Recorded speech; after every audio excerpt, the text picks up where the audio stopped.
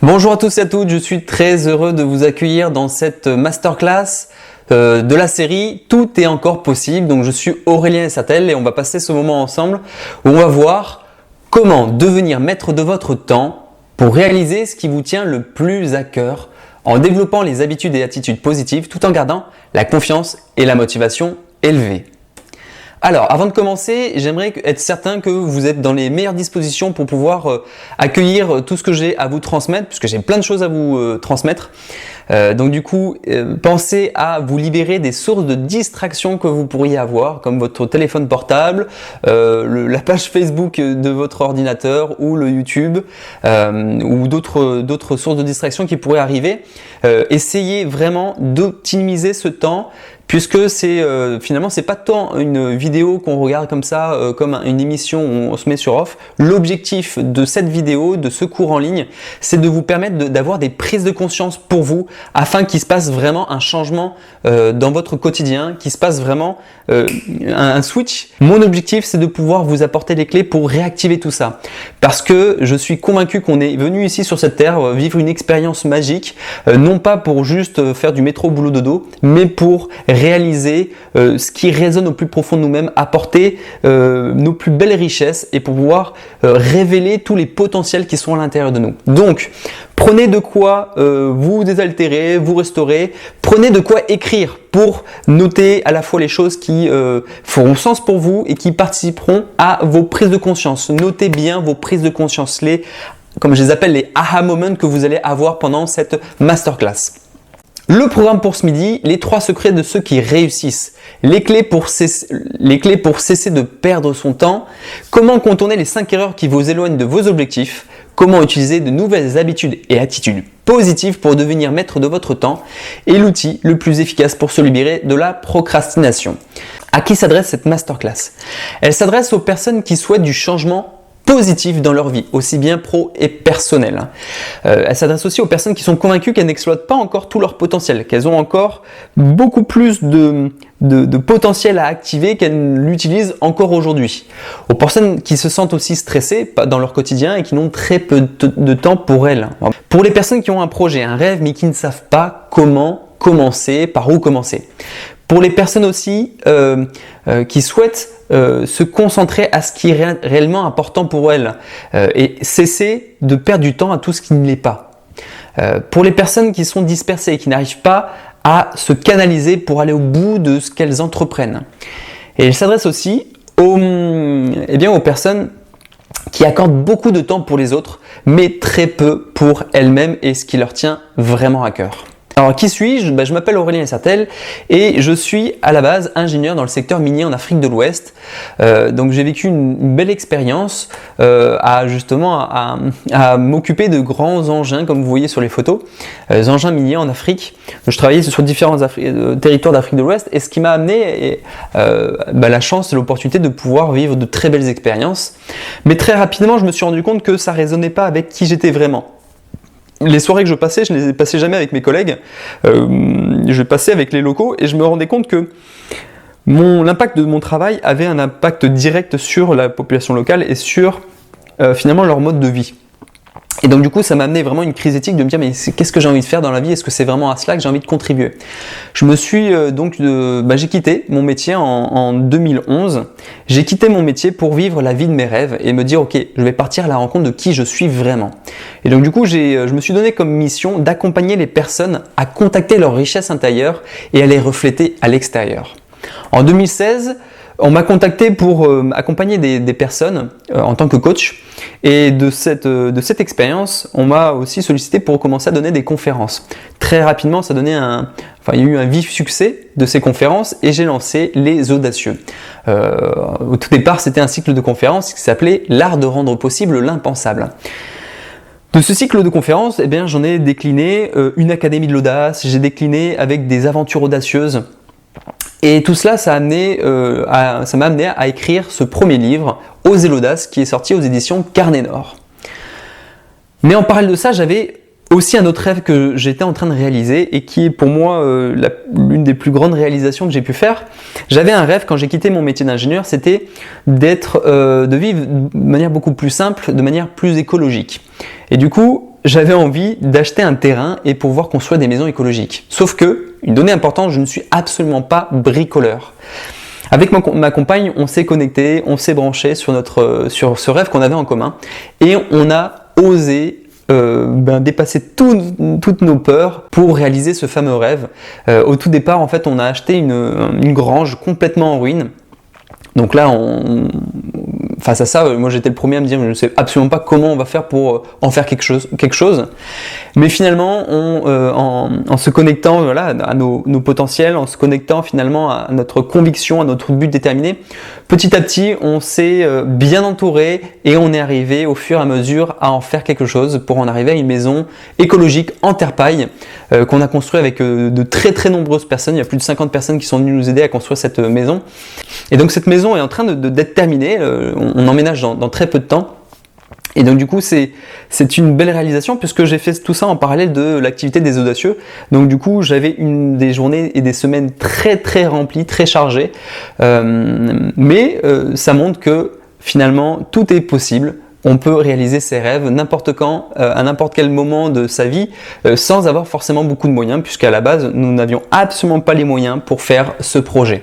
Alors, en pratique, comment on fait pour passer du rêve à sa réalisation? Parce qu'au départ, finalement, on a beaucoup d'enthousiasme. On est hyper motivé, on a beaucoup d'énergie, et puis on commence à faire des recherches partout, on commence à glaner des informations, on commence à en parler à son entourage très proche, partager justement notre grand rêve en disant « voilà, c'est ça mon objectif, c'est ça que j'ai envie de faire ». Et finalement, on commence à voir les premiers retours qui nous amènent à réfléchir de manière très pragmatique. Attends, mais est-ce que tu as les moyens financiers pour faire ça? Est-ce que tu as, si je prends le cas de notre maison, est-ce que tu as les moyens de construire la maison? Non. Est-ce que tu as les compétences pour construire une maison? Non. Est-ce que tu as le temps de construire la maison? Non. Et finalement, en fait, de ce grand rêve, on peut en arriver à quelque chose de, en fait, c'est pas possible. Et donc du coup, les doutes, ils commencent à s'installer et au moment de passer à l'action, la peur surgit. Et donc là, on trouve de plus en plus de raisons qui font qu'on n'avance plus sur notre projet. Et puis on y accordera de moins en moins, on va se rendre compte qu'on aura de moins en moins de ressources financières à passer pour ce projet. Et finalement, ce projet, il va mourir à petit feu. Et le quotidien, il va reprendre le dessus sur notre vie, tout simplement. Mais c'est pas notre faute, tout simplement parce qu'on n'est pas éduqué à cela. On n'a aucune éducation qui nous amène à savoir comment réaliser nos rêves. Pas même qu'on n'a pas d'éducation sur comment avoir une bonne gestion financière, comment avoir une bonne relation amoureuse, sentimentale, comment avoir une bonne communication interpersonnelle. Pas même qu'on n'a pas d'éducation sur comment mourir, apprendre l'approche de la mort. Aucune éducation sur soi-même, se découvrir soi-même, sur son intériorité. Voilà. Donc du coup, tout ce qui est finalement essentiel, on n'a pas d'éducation là-dessus. Aussi, il y a une pression sur la société qui fait que on nous montre partout plein de choses qui sont en lien avec la réalisation des rêves, mais qui nous amène tout simplement à consommer. À consommer non pas en étant acteur, mais en étant passif. On nous amène tout pour qu'on puisse vivre des rêves au travers de ce qu'on nous apporte, plutôt qu'on soit nous-mêmes les propres acteurs de la réalisation de nos rêves. Et aussi, on peut avoir notre mental qui est lui peut-être à la fois notre meilleur allié, mais aussi notre pire ennemi pour justement réaliser nos rêves. Mais tout est encore possible, quel que soit votre âge, quelle que soit votre situation personnelle, professionnelle, quelle que soit votre situation financière. Sachez que tout est encore possible et ça se joue maintenant. C'est une question de décision. Je suis heureux de voir des personnes qui, à 55 ans, viennent me voir pour que je les accompagne et réaliser leur reconversion professionnelle. Je trouve ça juste magique et magnifique et de les voir atteindre leurs objectifs, tout simplement parce qu'elles mettent en place les processus et les étapes qui fonctionnent, qui peuvent atteindre leurs objectifs et réaliser leurs rêves qu'ils avaient à l'intérieur d'eux depuis de très nombreuses années, mais qui, jusqu'à maintenant, pour X raisons, n'avaient pas trouvé ni le temps, n'avaient pas pris le temps de le faire jusqu'à maintenant, s'y mettent. Et au même titre que des jeunes qui viennent me solliciter et qui dépensent du coup beaucoup d'argent à leur échelle, à leur niveau, pour pouvoir justement réaliser, mettre en place une hygiène de vie, des habitudes et des attitudes positives pour pouvoir réaliser tous leurs objectifs. Puisqu'à partir du moment où vous mettez en place des attitudes et des habitudes positives, vous pouvez les adopter et les utiliser dans tous les aspects de votre vie. Et c'est ça qui est important, c'est de savoir que tout se joue maintenant. Donc c'est quoi les 3 clés pour activer votre réussite? La première clé, c'est d'avoir un but déterminé. Si vous êtes avec des objectifs très vagues, et c'est souvent comme ça que les personnes viennent me voir au départ, ils ont des objectifs, des rêves, mais ils sont très vagues. Le problème d'avoir un objectif et d'un but vague, c'est que il ne permet pas d'ancrage, de s'ancrer. Avoir un but déterminé vous permet d'avoir un ancrage qui fera que vous pourrez dépasser les difficultés et les épreuves que vous rencontrerez. Parce que oui, vous allez rencontrer des difficultés, des épreuves et des échecs. Et ça fait partie du processus, tout simplement. Ensuite, la deuxième chose, c'est d'avoir un plan précis. C'est parce que vous aurez un plan précis que vous saurez par quelles étapes vous allez devoir passer pour atteindre vos objectifs. Et le fait d'avoir un mauvais plan précis, ce n'est pas un problème. Mieux vaut avoir un mauvais plan précis qu'avoir un bon plan imprécis. Et la dernière chose, c'est d'avoir une posture audacieuse. Cette posture audacieuse, c'est cette posture qui vous permet d'oser affronter vos peurs, d'oser dépasser vos doutes, d'oser vous entourer de bonnes personnes pour pouvoir atteindre vos objectifs. Cette posture audacieuse, c'est ce qui va vous permettre de pouvoir réaliser des choses qui vous paraissent aujourd'hui impossibles et impensables. Et c'est normal. Moi, quand je me connecte à un rêve, à chaque fois, je ne sais absolument pas comment je vais y arriver. Donc pour moi, à l'étape où j'ai mon rêve, c'est toujours impossible. Mais c'est parce que j'ai cette posture d'oser, de me mettre en déséquilibre, et parce que je me mets en déséquilibre, je fais ce fameux premier pas. Donc tout l'enjeu, c'est d'oser et d'accepter de se mettre en déséquilibre à un moment pour faire ce premier pas, et ce premier pas nous amènera à faire un deuxième, un troisième, jusqu'à atteindre nos objectifs et réaliser notre fameux projet qui nous tient vraiment à cœur. Nous avons tout pour réussir, mais la chose que nous manquons le plus, c'est de temps. Vous n'avez pas de temps à passer, vous n'avez pas de temps ou très peu de temps à passer à ce qui est essentiel pour vous et ce qui vous permettrait de pouvoir réaliser vos objectifs et atteindre et de réaliser vos rêves, vos projets. Est-ce que vous n'avez pas vécu ces situations où finalement vous avez votre projet, mais finalement vous êtes sollicité à longueur de journée pour X choses, vous trouvez X choses de moindre importance qui vont venir meubler votre quotidien, qui fera que du coup votre projet, chaque jour un peu plus, il prendra de moins en moins de place. Est-ce que vous n'avez pas vécu ce fameux, cette impression de ne pas avoir de temps pour vous finalement, de finir la journée en vous disant mais qu'est-ce que j'ai fait finalement de mon temps? Vous vous rendez compte que vous avez passé votre temps avec une multitude de petites tâches sans grande importance, mais finalement, elles ont pris beaucoup de place dans votre quotidien.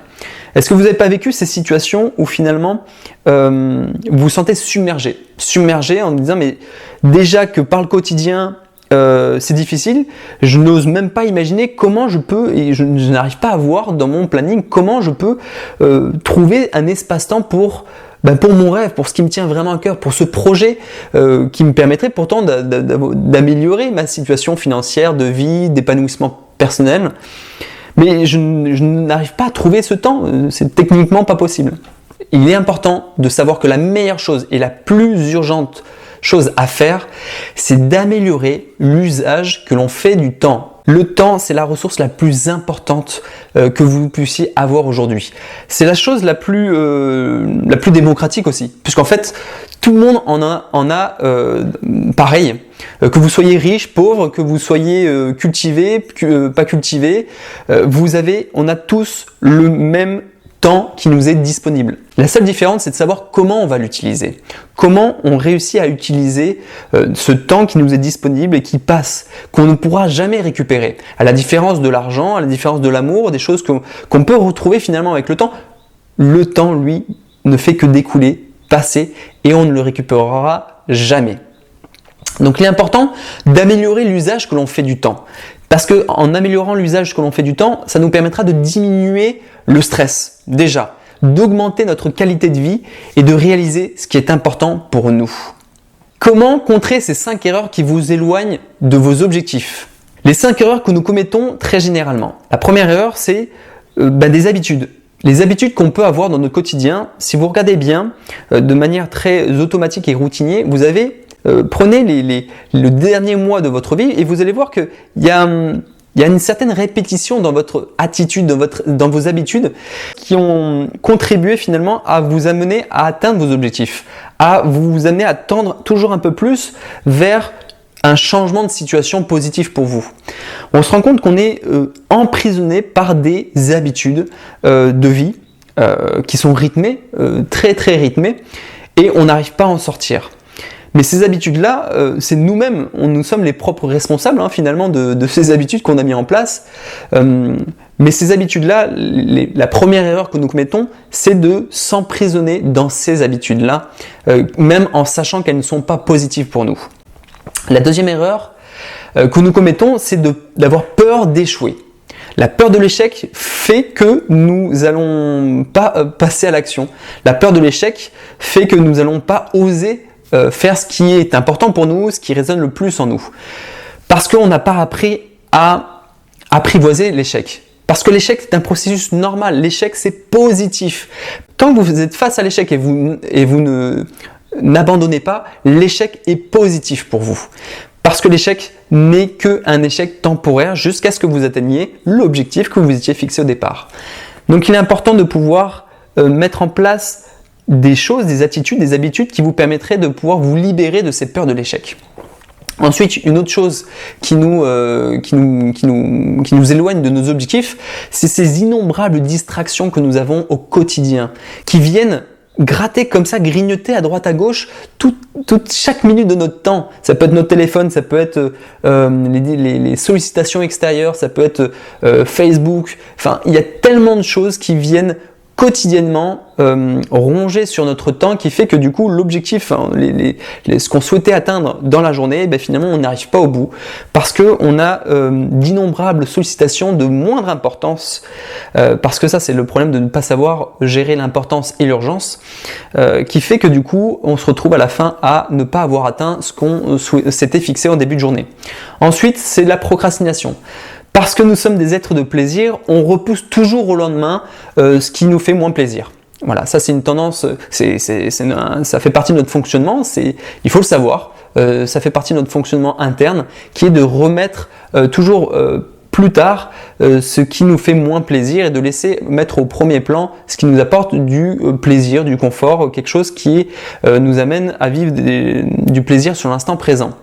Et la dernière chose, c'est notre manque d'autodiscipline. Certainement, il y a des moments dans le mois dernier où vous vous êtes dit « Ah, cette fois-ci, je fais ci ou je fais ça ».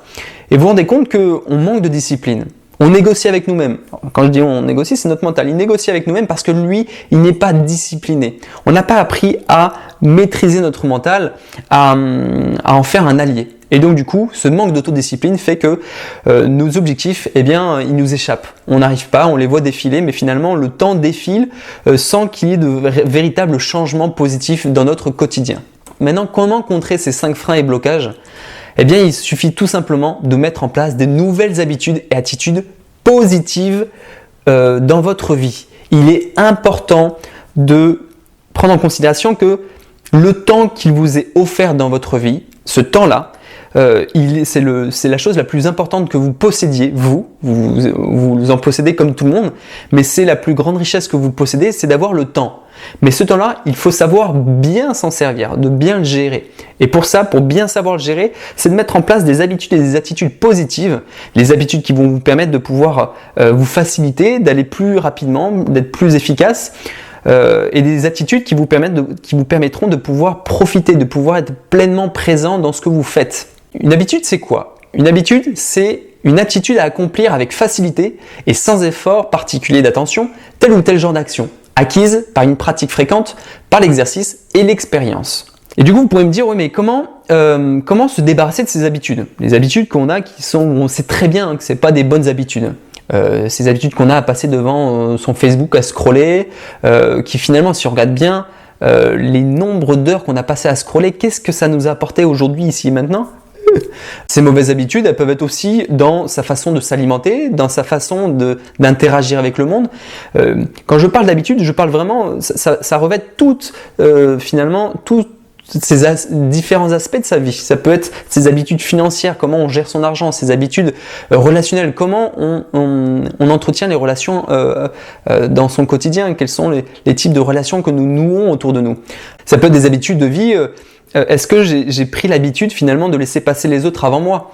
Est-ce que j'ai laissé cette habitude de me laisser submerger par des sollicitations extérieures? C'est-à-dire dès qu'on m'appelle, tout de suite je réponds, dès que j'ai un double appel, hop, je décroche aussi le double appel. Voilà, c'est toute une série d'habitudes qui finalement nous donne de moins en moins de liberté sur notre pouvoir d'action, de moins en moins de liberté sur notre pouvoir de décision aussi.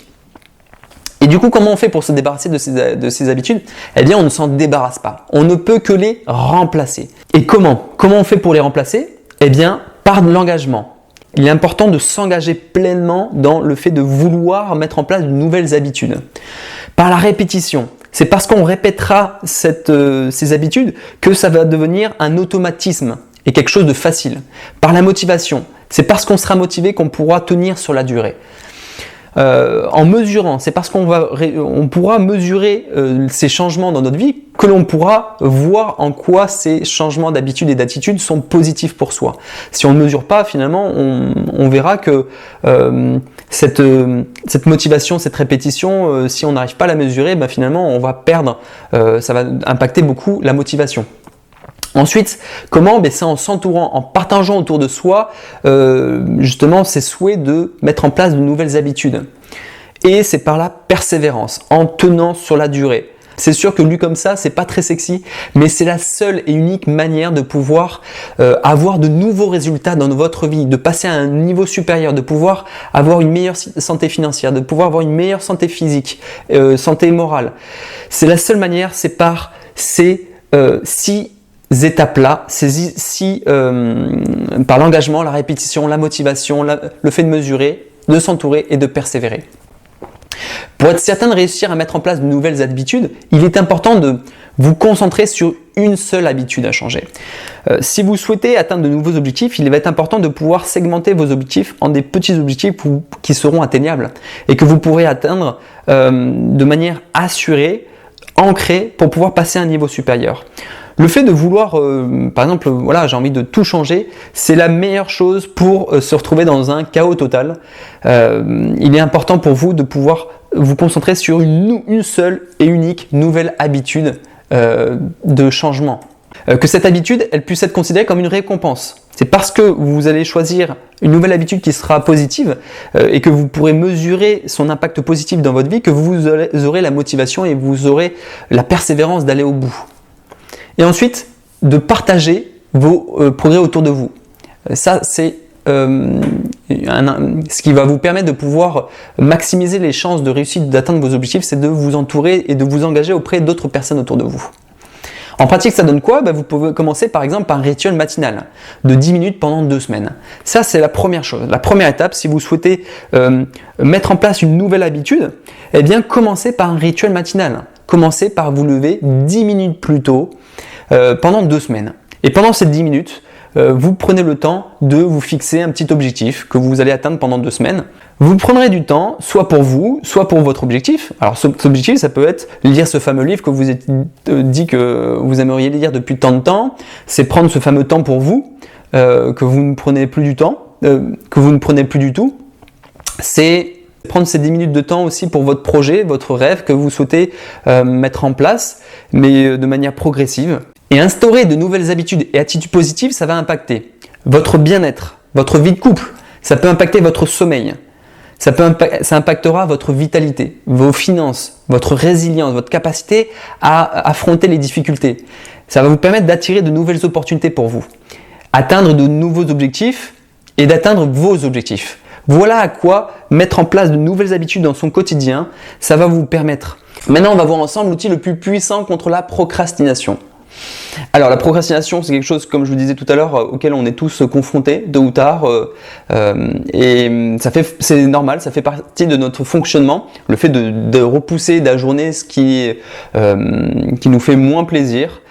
Ça peut être justement une fameuse discussion qu'il est important d'avoir avec sa compagne, son compagnon. Ça peut être la paperasse, la partie administrative à gérer. Ça peut être typiquement réparer quelque chose qui est cassé depuis longtemps et qu'on ne fait pas, qu'on procrastine, qu'on repousse toujours au lendemain, et qui tôt ou tard ça va nous retomber dessus d'une manière ou d'une autre. que ce soit avec le sujet même ou avec les conséquences que ce qu'on n'a pas fait pourrait avoir sur l'environnement. Donc du coup, pour cela, j'ai mis en place un outil qui s'appelle le Topla. Le Topla, c'est quoi? C'est tout simplement un engagement que l'on fait avec une personne qui, elle aussi, l'objectif c'est qu'elle aussi fasse un Topla avec vous-même. Et du coup, vous vous retrouvez avec deux objectifs. Le premier objectif, c'est d'atteindre le vôtre. Vous choisissez un objectif que vous souhaitez atteindre avec une durée maximum de 2 semaines. Très important, il faut que ce soit un objectif SMART. Alors qu'est-ce que c'est SMART? C'est l'acronyme spécifique, mesurable, atteignable, réaliste et temporalisé. Et donc du coup, votre objectif, vous devez l'écrire, il doit être partageable et partagé, il doit être tangible, c'est-à-dire qu'à la fin de votre Topla, vous devez pouvoir vérifier, et d'autres personnes autour de vous doivent pouvoir vérifier que votre Topla a été atteint. Moi, ce que je recommande, c'est d'assurer des Toplas par tranche de 2 semaines. Mais vous allez voir un deuxième objectif. Le deuxième objectif, c'est de soutenir la personne avec qui vous faites le Topla dans la réalisation de son Topla. Et donc du coup, vous avez cette magie qui rentre en compte, qui est que vous avez une dynamique parce que vous vous êtes engagé auprès d'une tierce personne, et ça, le fait de s'engager auprès de tierces personnes maximise grandement l'atteinte de vos objectifs, mais vous avez aussi le fait de soutenir une personne, eh bien ça vous procure quelque chose de très valorisant finalement, le fait de soutenir une personne, et vous avez une personne qui vous soutient.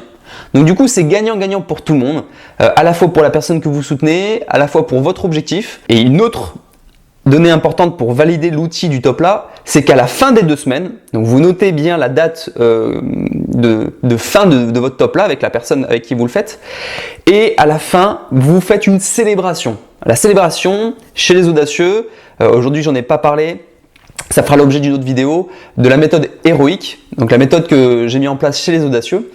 Dans la méthode héroïque, il y a une étape qui s'appelle la célébration. La célébration, c'est cette étape où on vient clôturer les choses, on vient célébrer, on vient fermer, finir une action, une relation, une idée, un projet. On vient le clôturer pour pouvoir laisser émerger de nouvelles choses.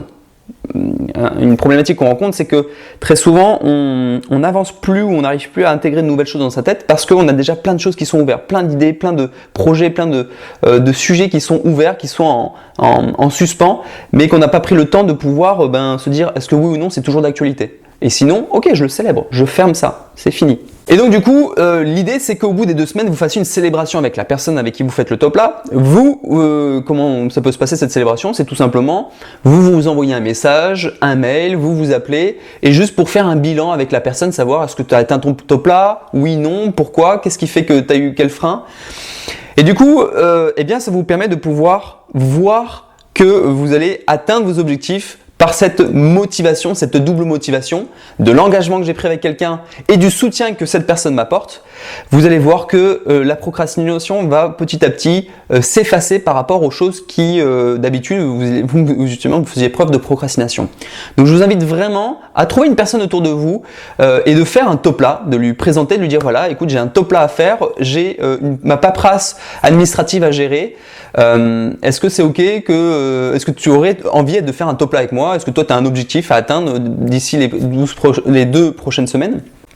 Et vous allez voir, c'est très efficace. Bon, la première fois que j'ai mis en place ce Topla chez les audacieux, à la fin d'une conférence, c'était justement sur la partie administrative. Et chose que je repoussais depuis des mois, donc c'était vraiment des mois, sur des factures. Et en fait, quand j'ai fait le Topla, j'ai fait justement le Topla a duré 2 semaines, et mon Topla je l'ai réalisé finalement en 2 jours. Donc c'était génial, puisque ça m'a permis de pouvoir vraiment canaliser mon attention, mon énergie sur un laps de temps très court pour pouvoir bien épurer cette tâche. Et quel bonheur! Je ne sais pas si vous l'avez vécu, ce moment où on se sent super bien quand on a réalisé cette fameuse tâche qu'on était depuis des mois ou des semaines à procrastiner, à remettre au lendemain. Voilà, donc c'est un outil puissant que je vous invite vraiment à partager et utiliser autour de vous. Le Topla, c'est des choses que j'utilise vraiment dans tout ce que je mets en place, aussi bien dans mes formations, aussi bien dans mes conférences, chez les audacieux. C'est quelque chose qui apporte vraiment quelque chose de très positif, puisque ça met en synergie les gens. Et Et aussi une dernière chose importante, pendant le top là, bien entendu, l'idée c'est que pendant le top là, on se soutienne, on s'envoie des messages, on s'appelle, on s'envoie des textos pour savoir, pour prendre des nouvelles et se motiver l'un à l'autre. Voilà pour cet outil puissant contre la procrastination, le fameux top là. Est-ce que vous voyez l'importance et la puissance que le changement des habitudes et attitudes pourrait vous apporter? Devenir maître de votre temps, c'est devenir 100% acteur de votre vie. Je vous rappelle que la chose la plus importante que vous possédez, c'est le temps. Et finalement, si vous regardez bien, ce qu'on s'entend dire souvent en soi, hein, c'est j'ai pas le temps de faire ce qui est important pour moi. Eh bien, ça ne risque pas de changer si vous ne changez pas vos habitudes, votre gestion de votre temps. Est-ce que les habitudes et l'attitude que vous avez aujourd'hui, ça vous rend plutôt heureux ou plutôt malheureux? Est-ce que vous atteignez les objectifs que vous vous êtes fixés? Et qu'est-ce qui fait que les habitudes et les attitudes que vous avez jusqu'à maintenant vous rapprochent ou vous éloignent de la vie de vos rêves, de votre projet que vous souhaitez mettre en place? Maintenant, c'est à vous de jouer. Vous avez tout pour réussir. Vous avez toutes les étapes pour mettre en place les nouvelles habitudes et attitudes positives. Vous avez les 3 étapes pour atteindre tous les objectifs, un but déterminé, un plan précis et une posture audacieuse. Vous savez tout ce que vous avez à gagner à changer vos attitudes et vos habitudes pour de nouvelles plus positives dans votre vie. Notre programme aujourd'hui, on a vu les 3 secrets de ceux qui réussissent. On a vu que la clé pour cesser de perdre son temps, c'était de réaliser que la chose la plus précieuse, c'est justement son temps. On a vu les 5 erreurs qui vous éloignent de vos objectifs. Et on a vu comment utiliser de nouvelles habitudes et attitudes positives pour devenir maître de votre temps. Êtes-vous d'accord avec moi pour dire que jusque-là, vous n'avez pas perdu votre temps avec tout ce que nous avons vu ensemble? Si vous êtes arrivé jusqu'ici, c'est que vous voulez du changement positif dans votre vie. Vous désirez redevenir acteur de votre réussite pro et perso. Sinon, qui est-ce qui le fera à votre place? Vous avez le désir ardent et le but déterminé d'améliorer votre situation actuelle, elle soit financière, sentimentale, personnelle, professionnelle, en instaurant de nouvelles habitudes et attitudes positives. Et vous souhaitez voir ce qui vous tient le plus à cœur prendre une place plus importante dans votre vie. Eh bien, sachez une chose, vous n'êtes pas seul. Vous n'êtes pas seul à vouloir tout ça. Vous n'êtes pas seul à avoir cette intuition à l'intérieur de vous que il y a autre chose qui est possible sur cette terre. Il y a autre chose qui est possible pour votre demain. Vous n'êtes pas les seuls à avoir en fait des aspirations profondes, à vouloir exprimer ces aspirations profondes. Vous n'êtes pas seul, et j'en rencontre tous les jours au sein des audacieux dans les accompagnements, les dizaines de personnes que j'accompagne. Justement, c'est les accompagner pour gagner en confiance en eux-mêmes, pour pouvoir oser aller contacter à l'intérieur d'eux cette richesse intérieure, pour pouvoir la refléter à l'extérieur. Quels que soient les changements que vous souhaitez dans votre vie, finalement, la seule chose qu'on souhaite tous, c'est d'être de plus en plus aligné avec qui on est vraiment. Et non plus qu'on nous désigne par rapport à ce qu'on fait, par rapport à nos diplômes, par rapport à notre situation familiale, mais par rapport à qui on est vraiment, au plus profond de nous-mêmes. C'est la magie de ce que je retrouve et de ce que je crée chez les audacieux finalement, pas plus tard qu'hier soir en conférence, c'était de voir toutes ces personnes qui se rassemblent et qui finalement se sentaient seules, de se dire mais j'ai l'impression que j'étais tout seul moi dans mon environnement, dans mon entourage à me poser ces questions et de me retrouver avec d'autres personnes qui, waouh, elles aussi elles se posent ces mêmes questions, elles aussi elles sont en chemin, pour elles aussi c'est pas évident, c'est compliqué. Et oui, on rencontre des difficultés dans notre quotidien, mais c'est important de choisir son environnement. De savoir avec qui je m'entoure, avec qui je souhaite cheminer pour pouvoir aller toujours un peu plus vers qui je suis vraiment. Maintenant, moi, ce que je vais vous demander en retour de ce cours en ligne qu'on a passé ensemble, en retour de ce masterclass, moi, ce que j'aimerais vous demander, c'est que vous mettiez en commentaire juste en dessous de cette vidéo, que vous me partagiez quelles sont les difficultés que vous rencontrez dans votre quotidien. Quelles sont ces difficultés que vous rencontrez pour atteindre vos objectifs, pour oser aller contacter ces aspirations profondes qu'il y a à l'intérieur de vous, pour oser mettre en place ce projet qui vous tient tellement à cœur. Quels sont ces freins et ces blocages que vous rencontrez? Et suivant tous les commentaires que vous allez laisser en dessous de cette vidéo, je referai une nouvelle masterclass pour vous apporter tous les éclairages suivant vos difficultés, les blocages et les freins que vous rencontrez dans votre quotidien. Donc maintenant, c'est à vous de jouer. À vous d'écrire en dessous de cette vidéo en commentaire quels sont les freins et les blocages que vous rencontrez. Et je me ferai un plaisir de refaire une vidéo pour la semaine prochaine et de vous la partager afin de pouvoir vous amener des éclairages sur vos propres situations. J'espère que ce moment qu'on a partagé ensemble, ça vous aura apporté des clés, qui vont vous permettre de pouvoir avancer dans votre vie. Pour ma part, je vous retrouve du coup la semaine prochaine. Pour ceux qui le souhaitent, on se retrouve la semaine prochaine afin de vous apporter de nouveaux éclairages sur vos propres problématiques. Je vous remercie beaucoup et je vous souhaite une très belle journée. Soyez audacieux, à très bientôt. Ciao ciao.